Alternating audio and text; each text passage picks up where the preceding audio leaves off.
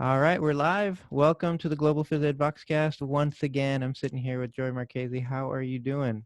I'm great. How are you? It's so good to be back. Awesome. Yeah, I'm doing okay. I mean, it depends on the day.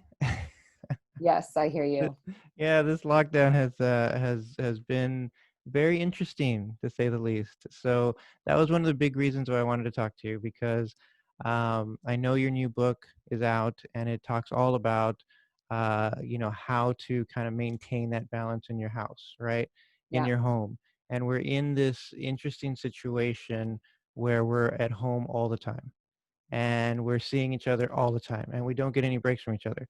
And so now more than ever, and I'm feeling it myself, and that's one of yeah, the like for a selfish reason I wanted to talk to you about this, right? But then I, yeah. I also thought people could benefit from talking a little bit about positive discipline and how it could work in your home and how it could work when you're in this sort of situation where sometimes Yeah, it seems overwhelming.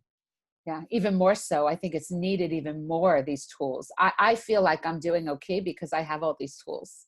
Yeah. And it's still not great all the time, right? Yeah. Like I have good days, I have bad days, and I'm definitely, I would say, losing it a little bit more than I normally would. Yeah, The first few absolutely. weeks was great, but now it's like we're going on 10 weeks of like 24/7. Mm-hmm. Mm-hmm. So it's exhausting. Yeah, yeah, no, I feel the same way. Like I know what I'm supposed to do when I'm on a rational mindset, right? But it's very easy to sort of flip your lid, as you say, and I see that happening more and more, not only for myself but for my kids too. I have a 12-year-old and a 14-year-old. And for the most part, they're absolutely amazing. They're wonderful. Yeah. But we're all emotional creatures, right? And Yeah. sometimes it's hard to manage that emotion. So I, for one, definitely needed. I pulled out your book and I was, I was looking at all the things I had highlighted and bookmarked and all the important parts that I had highlighted, and I needed that refresher for myself as well to say, okay, it's easy to kind of neglect some of these things, but I have to exercise those things just like you would exercise your body, just like you would exercise, Yeah. for your health. You have to exercise those things for your family's well-being. And so Yeah. that's why I wanted to talk to you so much, because I think everybody is in this weird situation that we've never been in before. No. And you know what? It's really unique for every single family. And that's what I'm finding. The families I'm coaching and the families that I'm working with in my parenting sessions, um, everyone's, some families, there are some families, both parents are unemployed now, like overnight, boom, and they're struggling. They have the stress of finances and putting food on the table, right? Yeah, Then yeah, you have families where both parents are trying to work from home with no childcare, right? Some people have toddlers, some people have teenagers or primary kids that are doing distance learning. Some families, here in the UK, many kids that go to state schools, they're not getting anything for distance learning, right? Like nothing. They get some worksheets. So some parents are saying there's not enough support from schools. Some parents are saying there's too much. The schools are expecting too much. So it's so unique. There's kind of not one size fits all. However, the beauty about positive discipline and the philosophy and the tools is it's universal. So no matter what situation you're in, they'll work if you apply them. It's not easy though. And I think that for your viewers, I think that's the most important thing to understand is that this is not a quick fix. Um, if you're looking for a quick fix, punishment and rewards can work in the short term, but actually in the long term, it just causes more problem than it fixes. So that's something to just keep in mind going yeah, forward. yeah, definitely. And well, let's kind of take a step back. So let's talk about positive discipline. What is positive discipline? How could you kind of wrap it up in a nutshell? Gosh, okay. So the I know first it's a thing big that question. it is. No, but that's okay. But I think the most important thing to understand is it's not a technique. It's not a technique that you should use on people. Because if you use it as a technique, it's almost manipulative, and not only will it not work, it'll probably make things worse. So Yeah, understanding that it's a philosophy, it's a way of being, it's a way of interacting with all people. So one of the beautiful things about it is that all of the tools that you take away, that you use, they're transferable in all relationships. So I'm finding, that, my husband and I don't think in our 10 years of being together, we have spent this much time together in the same room at Yeah. one stretch. And I Right. think that's a really common thing. So all of the tools that I'm applying with my daughter, I'm also trying to apply with my husband in that relationship. So, and that's where I'm struggling the most, right? So I think that's important to know that it's transferable in the classroom. Even if you're a teacher and you're doing distance learning, everything's transferable to all relationships. So I think that gives us hope to know that we don't have to be different people and be doing different things. It's about all interpersonal skills and working together. And it's all based on humanistic psychology. So it comes from, it's rooted in Adlerian psychology, which is over a century old. And what Alfred Adler taught and believed is that all human beings, including children, deserve to be treated with mutual respect. So it's all based on that mutual respect, and that all human beings have two very basic needs. And we're talking beyond, our basic needs of safety and shelter and food and that bit. So we all have, one, the need to belong, right? To have a sense of connection. Mm-hmm. The other need is to have a sense of significance or purpose or contribution. Now, one of the upsides of this pandemic and quarantining means that we have more time than ever to connect with our families, which I think was something that most families were missing. So the work I was doing before the pandemic was try to get families to slow down, to have more time to connect. So this is kind of forcing us to do that in a sense. So yeah, it kind of opened the floodwaters, right? It was yeah, like we want to connect more. We want this meaningful connection to happen, and then all of a sudden it was like, ready or not, boom. boom, here it is, right? Yeah, Whether you want it or not. right. So that's the beauty of it, is we have the time to connect. The Mm. second bit is that contribution, that sense of purpose. I also feel, again, we have a great opportunity to teach that, to grow that within ourselves and our children. So that's, I think the philosophy is all about humanity and social interest. So it's exactly what we need right now in Yeah. our own homes and in our wider community and then in the world. And it's also, there's 5 criteria, and I think this is just to simplify it and put it in a nutshell. Yeah. There's 5 criteria for positive discipline tools. So number 1, they are kind and firm at the same time. So it's not a permissive program. People hear positive and they think it's very American and it's, it's permissive and let kids do whatever they want. It's not at all.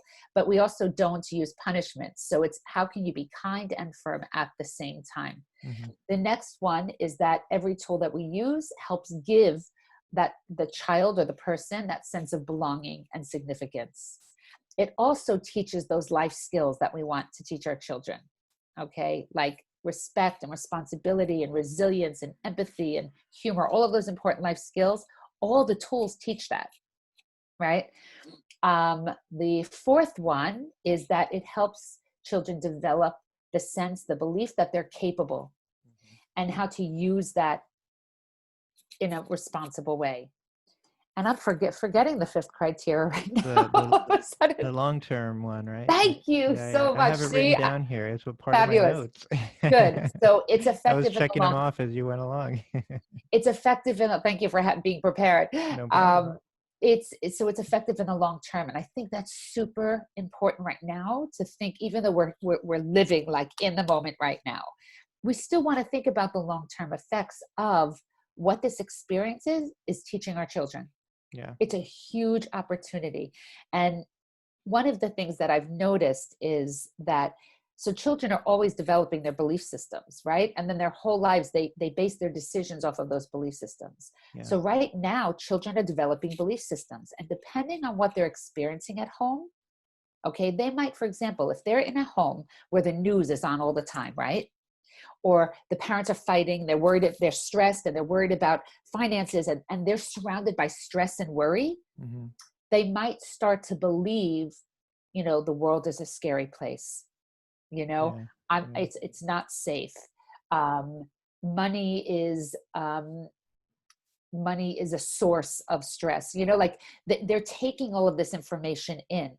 Yeah, not to And mention, I was just listening to Mike Cazala's. He did a session, a webinar, and he was talking about how cortisol, that it's been shown in some in studies that cortisol uh, changes the way your brain is wired, so to Yeah. speak. And so if it's present long term, and like you were saying, like if you're constantly bombarded with these stresses, you not only start to believe this inner dialogue that the world is a dangerous place, and then that affects you in different ways, but your brain actually physiologically Yes. starts to change, which is It really changes. interesting. Yeah. I'm reading a great book now. It's called Physical Intelligence. It's Mm, amazing. It's a really good book. And it's all about the chemicals, how movement, how we can use our bodies actually to control our whole chemical and physical reaction to everything. It's fascinating. And yeah, it's I just read a really book about called that. the Book of the Joy of Movement. I think you Yes. would really like. Have you It's read got that one? a pink cover, red cover. Yeah, I yeah, yeah. haven't read it. It's on my Really stack. good. Really Really good. good. Yeah. Yeah. Anyway, So, sorry. no, but this is all good recommendations for the readers, for the Yeah. viewers. So, the second belief system. So, if a child is in an environment where they are, they're connecting, things are, people are. This challenge is viewed as an opportunity. They're being given opportunities to create and grow and try things, then they're going to develop the belief that challenges are opportunities for growth, Yeah. right? We can, it's time to innovate and create. And so that experience in the home right now, not to add more pressure to people because we have a lot of pressure right now, but just knowing that that you have some control over that, right? Like how much news you have on, and how much homework they're doing. Like parents that keep asking me, how much, I'm stressed about they have to get this assignment in. And I'm like, let it go. Yeah. Because parents are already, before this pandemic, trying to do it all, right? They're feeling the pressure of working and parenting and all of those pressures. But now on top of it, they feel like they have to be their child's teacher. And the good news for parents that they should understand is they are their child's first teacher and most important teacher. Yeah. And they're there to teach those life skills, right? Yeah. And they don't have And to replace the classroom teacher. And one thing you talk about in your book is again how it's sort of how the brain how the brain is wired, and that we have these mirror neurons, and that is fascinating to me because even if you're not explicitly teaching something, they're picking it up. Your kids, your students, the people around you are picking these things up because we learn socially, right? So there's always social learning happening.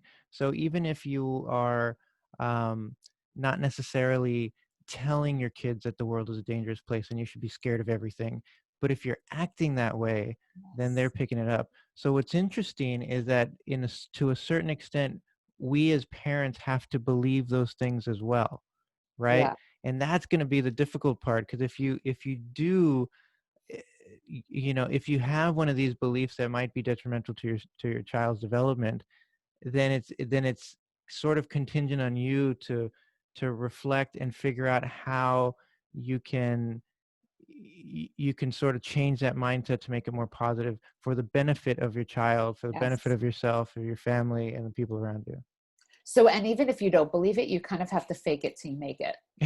Yeah, but that also helps it though, doesn't it? Yes, of course. I mean, that's the way to kind of, that's the beauty of neuroplasticity, Hmm. is that that repetition, you can rewire your belief systems or your brain, but it takes, it takes work. It takes a lot of repetition to do that.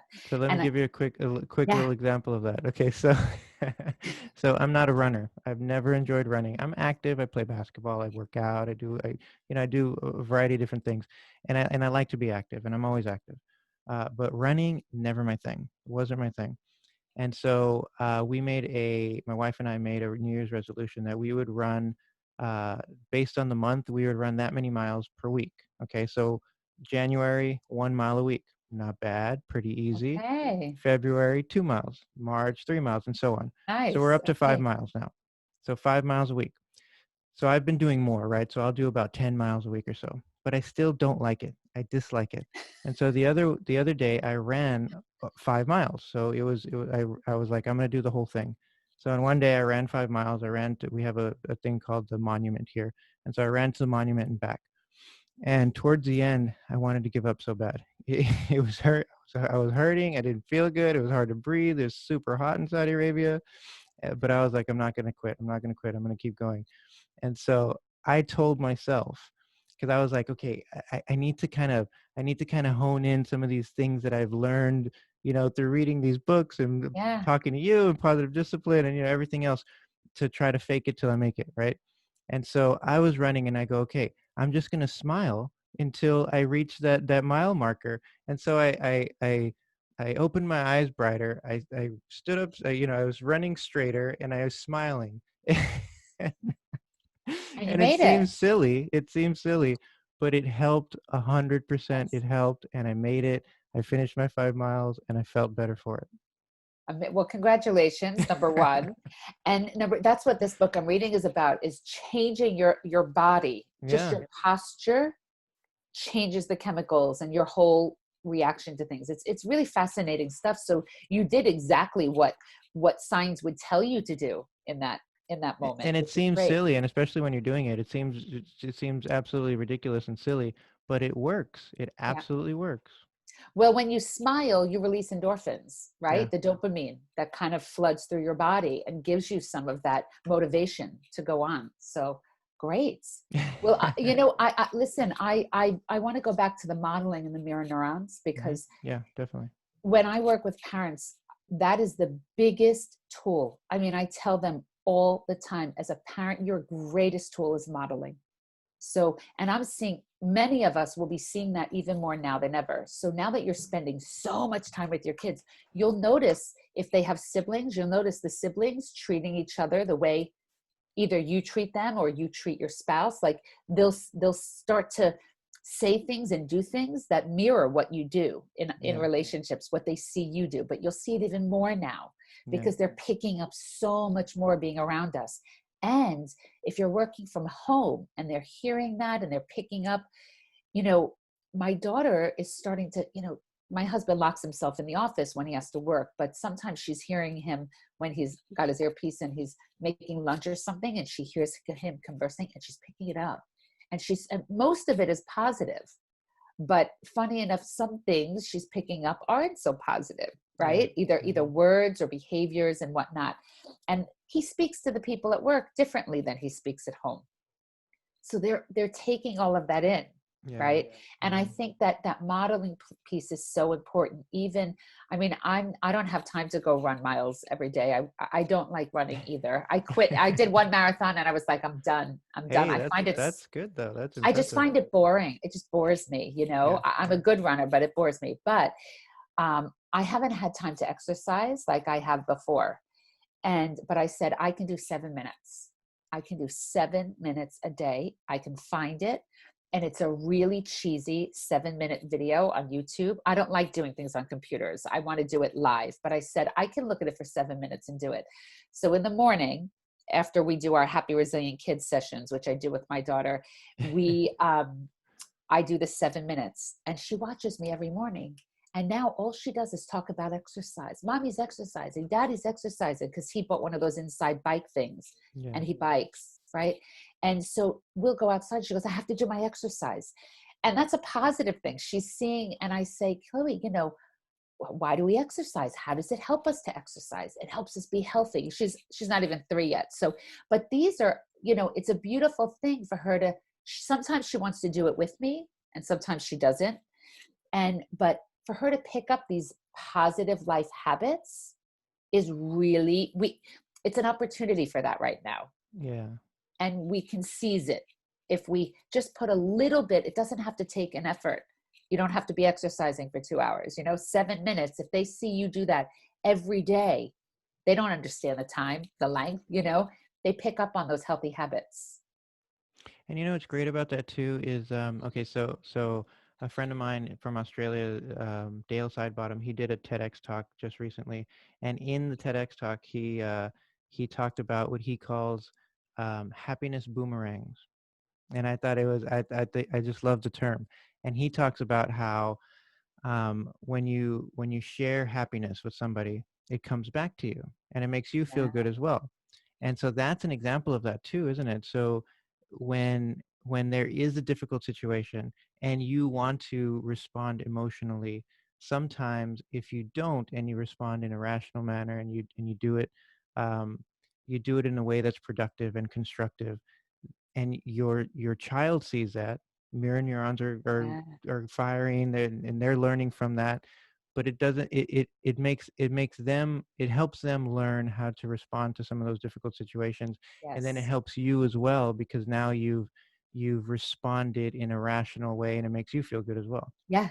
And Because you I know, didn't. because I know for me, like there's to be completely honest, there's been a couple times now that I've flipped out and I busted my lid, and I and I didn't like it, and I Yeah. felt bad, and I talked to my wife, and I was like, I don't want to be that person, Yeah. and it comes out sometimes, and I don't like it.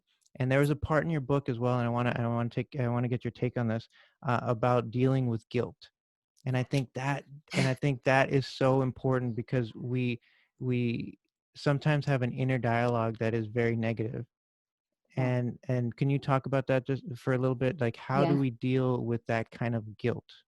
So it's funny because as you were talking about flipping your lid and losing it, and then I was thinking, yeah, and then the guilt comes because Yeah. I've experienced that as well. And, I think sometimes because I co-authored this parenting book and I teach these workshops, sometimes people think, oh, Joy, you must be the perfect parent. It doesn't exist. Yeah. We all lose. I just did a talk called on this well-being festival called stop losing your shit. Like it was really because we all do, we're humans Yeah. and we have buttons and they get pushed.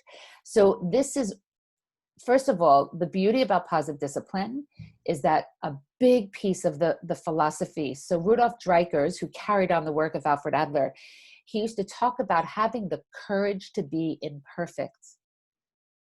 It takes courage to be imperfect. And courage for me is a really important value and life skill that I want for myself and for my daughter. So anytime we make, and so we talk about mistakes being opportunities. Mistakes are not bad things. Like we celebrate mistakes because they're always opportunities to teach those life skills that we Yeah. want for our kids. So even when I flip my lid and I lose it, now I'm not going to lie. Yes, the guilt. I was guilty for 2 days last week because I flipped my lid, and really it was an accident. Chloe broke something that was important to me. And I flipped because I've Yeah. asked her not to touch it a million times, and it broke. And I flipped, and it was I was able to stop myself partially way through and walk away, but I still had flipped. And she's not a crier. Her face literally went, Oh. and she started crying. And I mean, first of all, the guilt just Yeah. overwhelmed me. Yeah. But she came to me and she looked me in the eye and she said, Mama, you hurt my feelings. First of all, I was really proud that she was able to express that I hurt her feelings, which Yeah. made me happy that I've been modeling all feelings are okay. And it's important to express them because we've been working on bugs and wishes and all of that. So, Uh-huh. Uh-huh. so that made me happy that she expressed it, but the guilt crushed me. But I sat down with her eye to eye. I held her hands and I said, Chloe, Mommy lost her temper. And I yelled at you. And I can really see that scared you. And I'm so sorry. And before I could even ask for her forgiveness, she said, I forgive you, Mama. Right? And That's it was, amazing. now this is not the first time this has happened during this pandemic or ever. On my Facebook page, it was probably about 6 weeks ago, early on, I posted a video of her apologizing to my husband using those same steps of Really. recovery. And the beauty of it was that she has seen me use the steps for repair, and I'll tell you what the 4 R's of recovery are. She has seen me use those enough where now she's able to do a proper apology. So there's a bonus to me, but I can't keep losing it and apologizing because then I'm not learning. So Yep. mistakes are opportunities if we learn. But now I'm able to, when I feel myself flipping, and the amazing thing is that when she sees me ready to flip, she tells me. She can hear the tone of voice change. She can see my body language change. And you know what she does now? Because I've done this with her when she gets upset. Mama, just breathe. Just breathe. I mean, I have to tell you, and instead of getting defensive and saying, you don't know what you're talking about to this little toddler, she's Yeah. right. Yeah. She is being my best teacher and telling me, you're about to lose your shit, mom. Take a breath and calm down. And I can't tell you how many times she's done that and helped me. So everything that we do is an opportunity to teach. It doesn't, And, if that and makes sense. Yeah. absolutely. And what's interesting is sometimes just those little reminders are what Yeah. we need, because you're in this emotional state, right? And you don't want to breathe. You don't want you don't want to do all this stuff. You don't want to You think want to about the lose four it. R's. You Yeah. want to just go for it, right? Yeah. And then when you get that little reminder, it's like, okay, yeah, you're right. Maybe I start. So I want to ask you. So that's hard. That is Yeah. so hard. It's very difficult to do. And I know everybody can relate who's listening to this because everybody's had one of those situations. Thinking about the four R's, and I'll let you describe those. Yeah. Thinking about the four R's, does that help you get to a place where your rational mind comes, sort of comes back to overtake the emotional mind? Like, how do you do that? How do you So get this back is to the that problem, rational the space? breath, the breath. So The this is breath. the deal. When you flip your lid, okay, your thinking part of the brain, your rational part, your prefrontal cortex, totally gone. You have gone Yeah. into your fight, flight, freeze response. You can't think, right? You are in survival mode. You've gone to that reptilian brain. So one of the only things that I have found for me that has brought me back to here, right, where my rational brain is through breath. And it doesn't have to be sitting and meditating. I'm talking like 3D. I usually close my eyes because it helps me focus inwardly instead of outwardly. And Mhm. whatever it is that triggered me, I close my eyes and I take 3 deep breaths. Physiologically, your heart rate lowers. Those stress hormones stop being released and flooded into the system. Mhm. So we can control a lot of what happens in our body just through our breath. Even though our breath is involuntary, it's one of the greatest voluntary tools we have to control our whole physical system, all the chemicals and all of that. So deep breaths, or if I'm really flipped, because I've been practicing this for so long, I mean, really consciously for 20 years, I've been focusing on my own self-regulation. I usually know enough to walk away.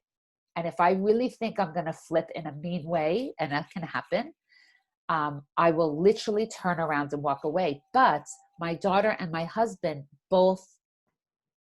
they both know why I'm walking away because I've taught that to them. And I wish if my daughter wasn't sleeping in the room next door, I would get you her Jared's Cool Out Space. And I just posted it on our Facebook page of her reading Jared's Cool Out Space. Again, she's not even 3, but it's one of her favorite books. And we read it and she'll say, and Jared's angry and his face is red. But she can express what's happening with Jared, even though she can't read the words. She can tell the story and she understands it. So she said to me once, Mama, your face is like Jared. I mean, how do you not stop? That's like Yeah. right? So Mhm. if my husband said that to me, I'd probably continue flipping. But when a little child calls you out on your stuff, it kind of I think it gets you right back here. Yeah, yeah. And that kind of goes back to another part that I really found fascinating in the book was what you were talking about positive timeouts and how sometimes you have to create, well, and you should, right? Sort of create a positive timeout situation or area or space that is right for you. So yours might be breaths, mine might be something else. Somebody else might walk away. Somebody else, there could be different ways to handle those things. And I guess that comes with self-reflection, but um, creating a space that is right for you is important as well. So there's 2 things there. So the breath and the walking away, those are Hmm. self-regulation tools, right? Yeah. Those are tools you use to help you calm down. Having a timeout space is literally creating a space you can go to Mm. where you can be alone and calm yourself down. So, I mean, your physical education, you coach, you teach sports. In sports, why do we take a timeout? But to gather the team together and To gather the take a team, breath, get to take a refocused. breath, get refocused, to strategize, to reconnect. Yeah. That's the same way we should use a positive timeout space for ourselves or with our kids, not as punitive, not as punishment, but as a place where we can go. And then in your space, you have tools that help you calm down. So my daughter and I made a glitter jar for her. That's in Mhm. her timeout space. So when she sits in her space, when she's upset, she has her favorite cuddly toys in her space. Anything that soothes her, right? In my space, I might have mandalas or a journal. For me, journaling is a really good, so I always have a notebook and a pen there. Mhm. Now, mine is in a decorated space like Jared's. I have a certain chair I sit on, and I will go and I'll either sit and breathe, or I'll listen to music, or I'll journal. And that's my space. And if I'm in that space and I need it, then my husband and my daughter need to know to give me that space, just So, like I wouldn't invade theirs. so you would recommend like a an actual physical space? Because I kind Yes. of took it at like a physical space could also kind of be like a you know, a space in your head type of thing. But you would recommend like an actual physical space that what you Yeah. go to if you need a timeout. Yes.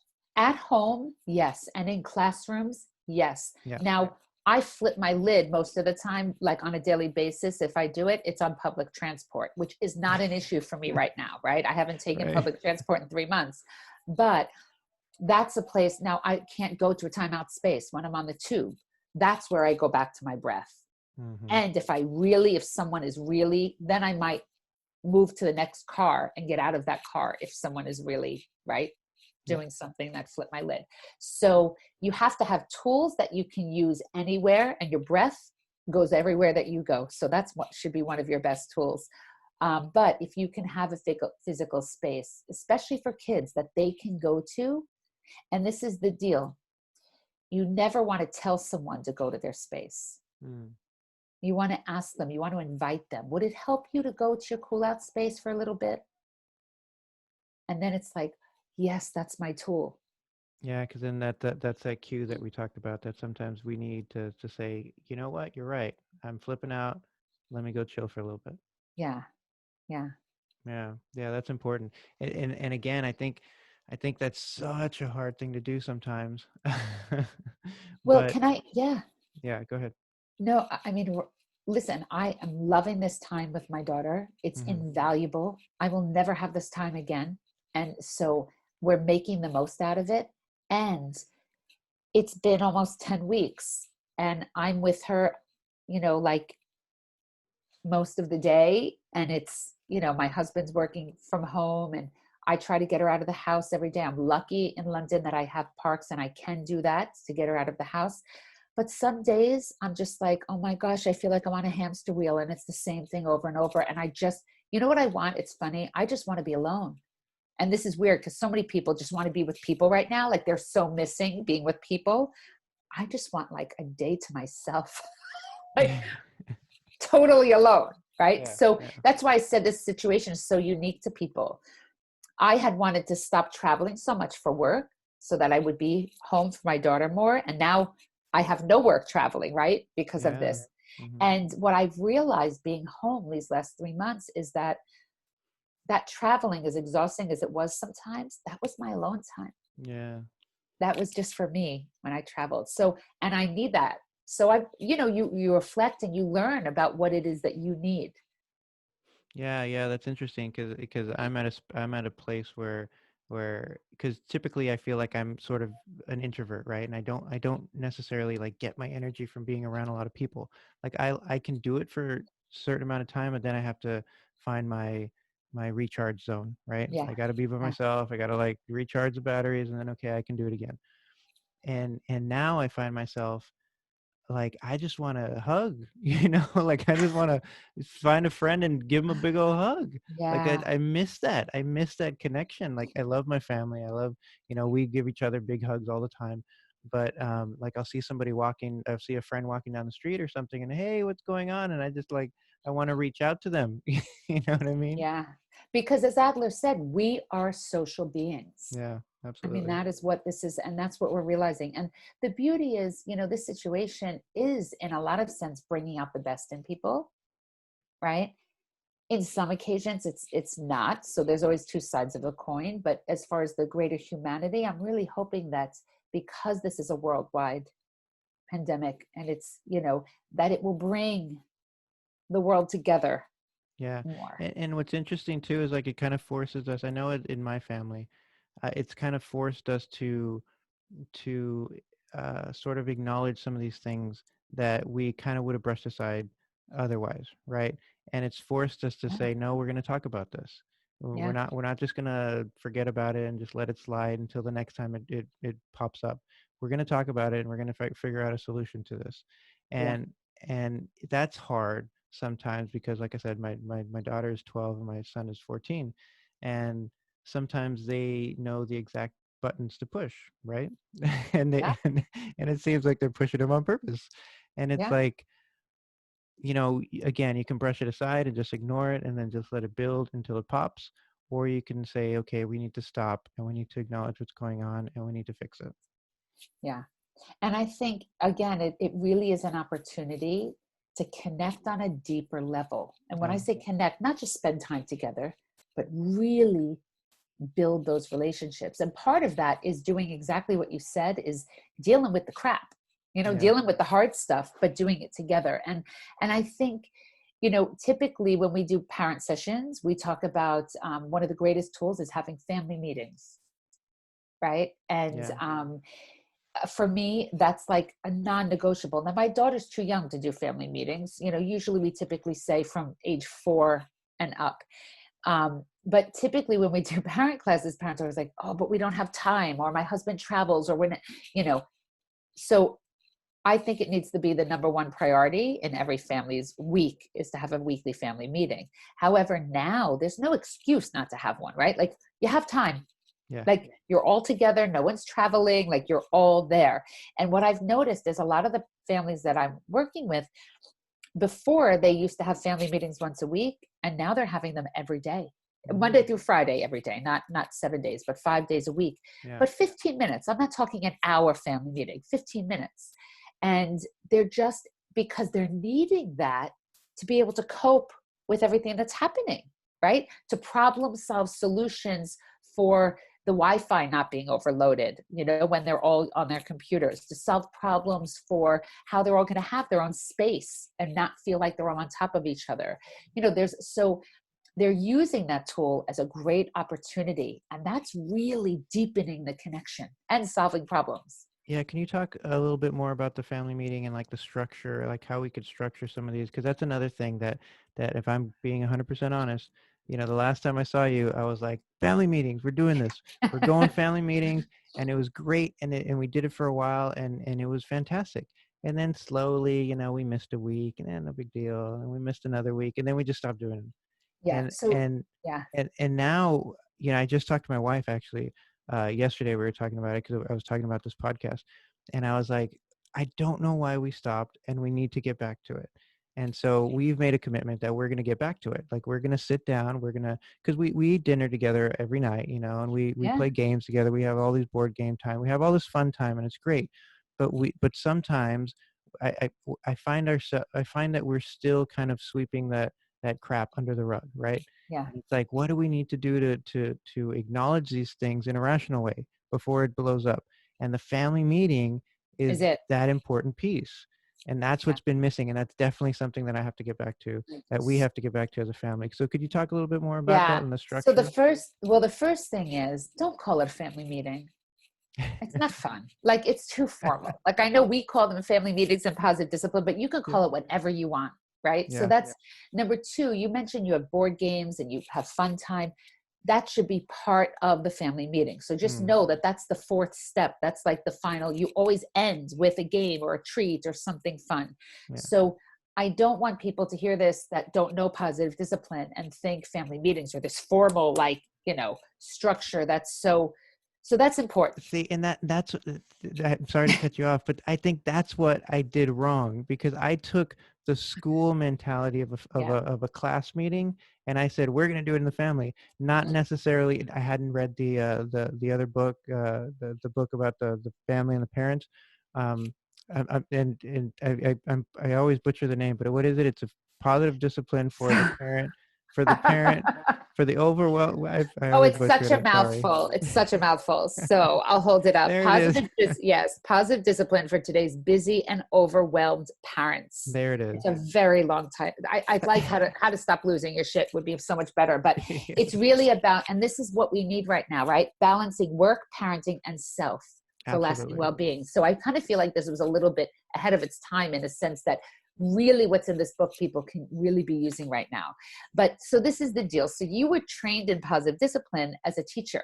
Yes. And the beauty is that when children are experiencing positive discipline in school and at home, oh, that's like magic, right? Because they're hearing the same language, they're experiencing the same philosophy, and it's totally aligned, which is wonderful. Now, classroom meetings, the structure for classroom meetings are identical to family meetings. However, how you approach your students and how you approach your family are two different things. So Right. I think that awareness and recognition that you just had is a really good step, right? So this is the thing. You're very lucky in the sense that your 12-year-old and 14-year-olds, okay, they can run the meetings. They can run it. So first of all, hand it over to them and trust that they can do that. Because remember, the point of family meetings is to meet the needs of belonging, so connection, and significance, contribution, right? It's about focusing on solutions and creating a democratic society within the home or the classroom or wherever you're doing or the corporate space, so that everyone has a voice, can be heard, and is heard, right? I mean, that's really what it's about. So the structure of family meetings, remember we said that one of the criteria is kind and firm at the same time. So what that also means, how I like to think about it, is connection before correction. That's like one of my golden nuggets. Connection, not mine. It came from Jane Nelson, who created positive discipline. But for me as a parent, as a person, and as a teacher, connection before correction. How do we connect first and then correct? Which really, think of correction as teaching. Yeah. So we always start off with compliments and appreciations. Now, my feeling is, even if you don't want to do the whole family meeting structure right now, just every day, when you either before dinner or after dinner, just go around the table and everyone give one appreciation or compliment to every other person at the table. So you give an appreciation to your wife and your two kids, and then, right, your wife to you and the two kids, and everyone gives those compliments and appreciations. Yeah. And just that is a huge connection. And let's go back to the brain. You are reprogramming your brain. And what you're reprogramming it for, okay, there's this, he's a positive psychologist. His name is Sean Aker. He wrote a book called The Happiness Advantage. He's brilliant. And what he talks about is that when we focus on appreciation, right, and gratitude, what we start to do with our brain is our brain automatically forms a habit of scanning the environment for positive things, for positive behaviors that people do, rather than scanning it for negative things and things to complain about. So if you were imagine you're having 15 minutes every day where your kids know that we're going to start off with compliments and appreciation. So during the day, they're like, oh, we're having a family meeting tonight. Let me be aware who's doing what. Imagine the difference just that energy can create in the home.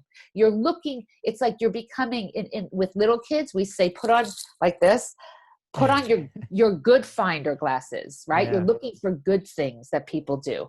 So that's why gratitude helps us be more happy people, right? And right now, focusing our energy on what we're grateful for is much more productive than focusing our energy on our lacks.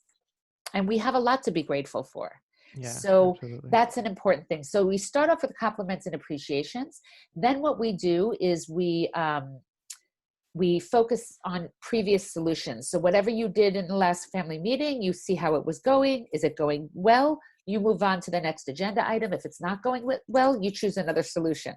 So let's just say you have, let's just say, give me a problem in your home right now that you would want to put on the family meeting agenda. Like, what's a challenge? Okay. This is a silly one. It's simple, but it has been, I, I have gotten upset about this more than once. This is what my kids do. They get a glass and they get some water and they drink and then they leave it on the counter. And then they go and get another glass and then they get a drink of water and then they leave it on the table. And then they go and get another glass. And Oh, soon, and then we have 15 glasses all over the all over living the room and house. all over the house and everywhere. And it's like, why are you doing that? And I've told you 20 times not to. And then you just went and got another glass and you got a drink of water and then you put it on the counter again. Okay, I love that you're bringing this up, and I'll tell you why, because my husband does this, and it drives me nuts. And remember, I said everything is transferable to all relationships. So, Yeah. although my husband and I don't have family meetings with my daughter because she's too young, we have couples meetings. And I put this exact scenario on our couples meetings agenda. Okay. Yeah. And this is what happens.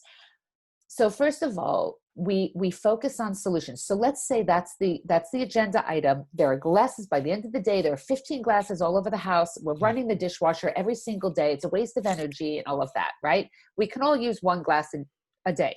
Right. So the first thing you do is you brainstorm for solutions. What could be a solution to this problem? Now, number one, when you brainstorm, you don't assess the ideas. You don't discuss them. Brainstorm, it's like a brain dump.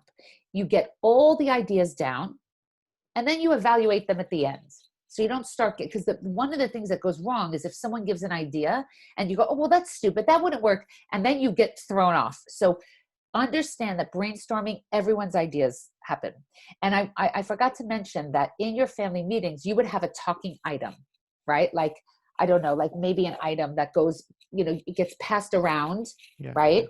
And only the person that's holding the talking item, they have the floor. So that way you don't have interruptions, and don't have something breakable, have something soft and whatnot, just in case things get out of control. But so what you want to do is you go around and everyone gives solutions.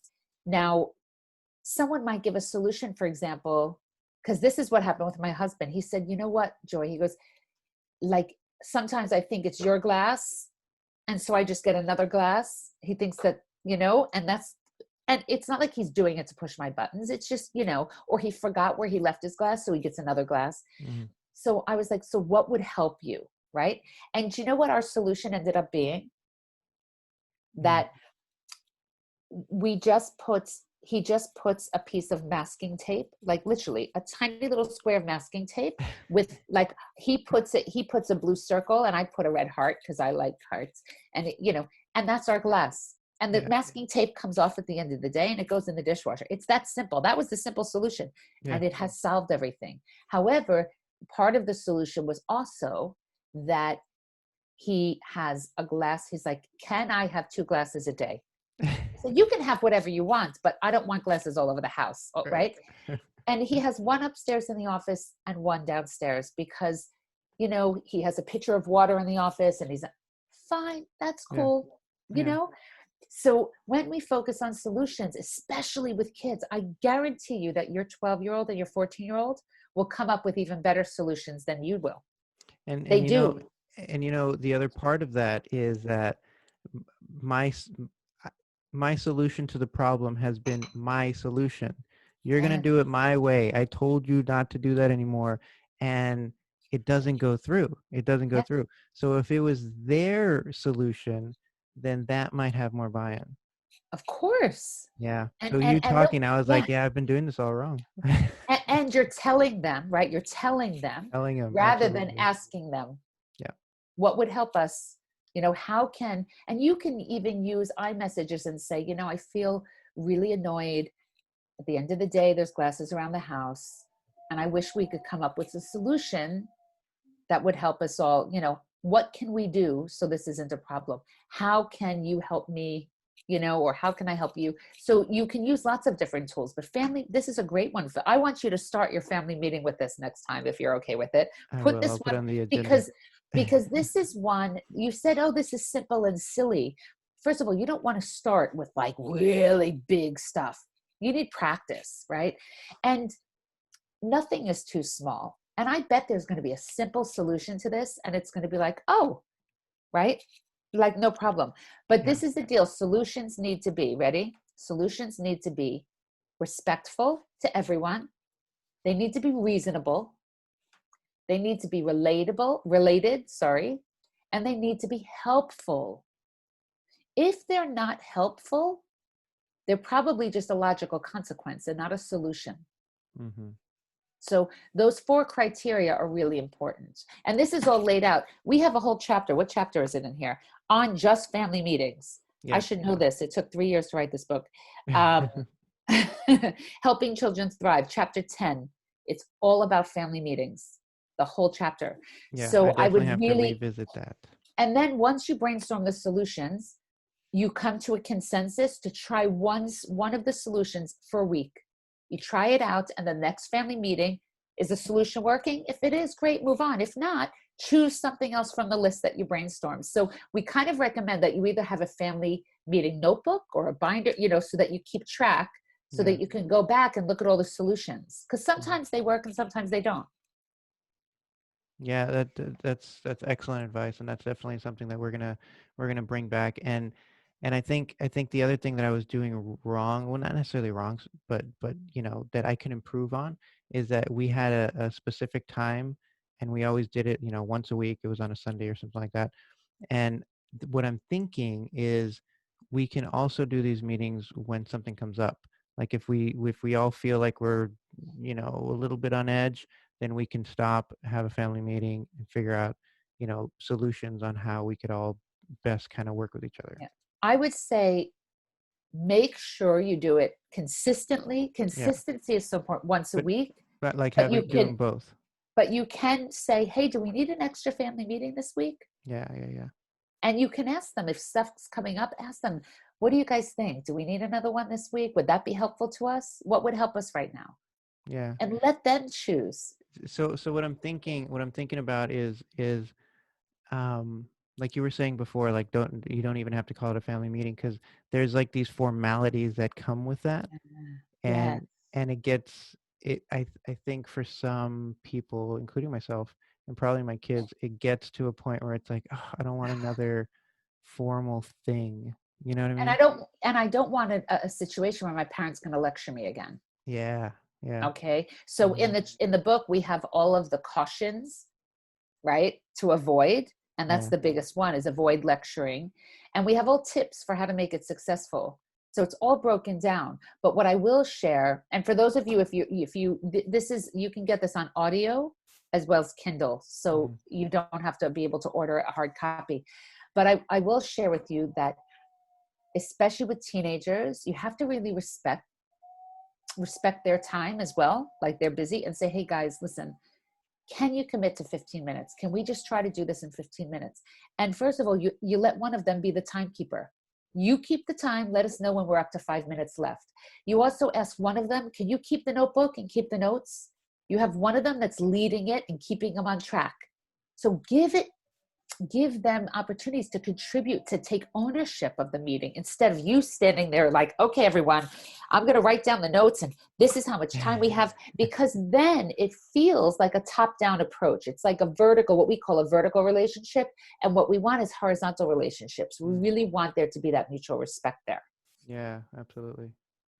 Okay, so I feel like we could talk for forever, I but it's know. almost it's we're getting to the end of the hour, and Yeah, yeah, before we started recording, you talked about a teacher course that you're working on, and I definitely yeah. wanted to get that in here because I know a lot of people who are listening are teachers and parents, and so hopefully there could be some crossover with positive discipline in the classroom and in your home, and like you said, all these skills are transferable. So could you talk a little bit about the teacher course that you're working on? Yeah, so I'm working on a course for teachers. I've had a lot of teachers reaching out that are struggling to really engage and motivate and connect with their kids, their students online. And what I'm also noticing is the same thing in corporate, right? Is that people are having meetings and they're having a hard time engaging people and connecting with people. So I'm developing a course. It's called Engaging Learners in a Virtual Environments: How to Bring Your Online Learning to Life. And it's really, you mentioned Mike Kuxala, right? Did I say his name right? Mike Kuxala. Casala, yeah. And he has written a couple of books, one of them being called The Kinesthetic Classroom. And some of the activities I'm doing in this course come from his books. Some come from positive discipline. Some come from this physical intelligence. But it all comes from teaching best practices neuroscience, and psychology. And it's how can you connect on a deep level with your participants, whether it's administrators in a meeting with teachers, whether it's, managers leading a team meeting, or teachers teaching their students. First of all, how can you connect? Remember, connection before correction. So the first 45-minute session is on creating deep connections, building trust, and all of that. The second 45-minute session is on how to maintain engagement. And a lot of that is through our movement and getting people up and moving, and changing things. Because what's our attention span? Do you know how long our attention span is? Not too long. I mean, 7 seconds. 7 seconds. I was going to go a little 7 longer than seconds. that. So you need to be changing things every 7 seconds, right? And it could be something, just a novelty popping up on the screen. So it's getting into that engagement piece. And then the last session will be on increasing motivation. How do you increase your participants' motivation to want to be engaged? And then we'll have bonus sessions. So I recorded one of the bonus sessions is with, his name is David Taylor, and he has written books. His first book is called The Naked Leader, and he does a lot of work in the corporate world, NLP and all of that. So I have a bonus session with him.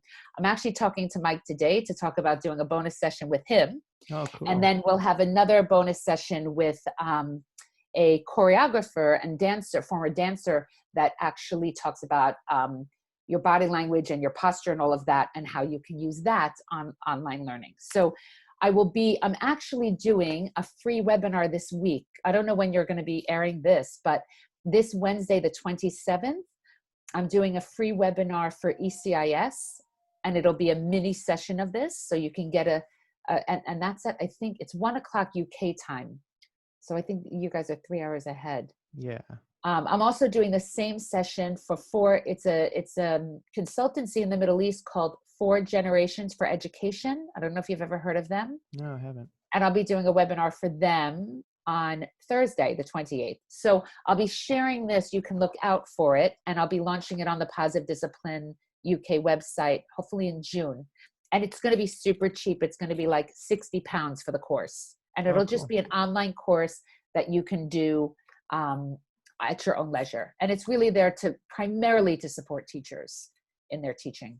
Awesome. Well, that's great to know. And I think this is actually going to come out after that, or at least after that 28th one. But I could definitely share it like on social media and stuff like that. Yeah.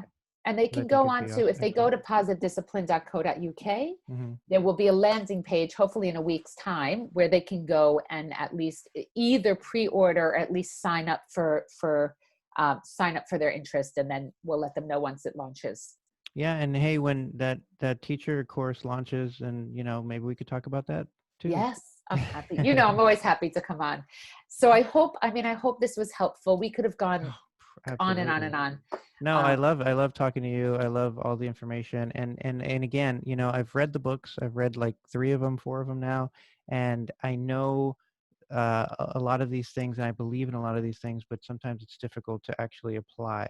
And so having these refreshers and being able to talk to you and it gets me going again and going, okay, I can do this. We can do this. We can come together as a family and make this work and make this the best time of our lives. Like, we can do it.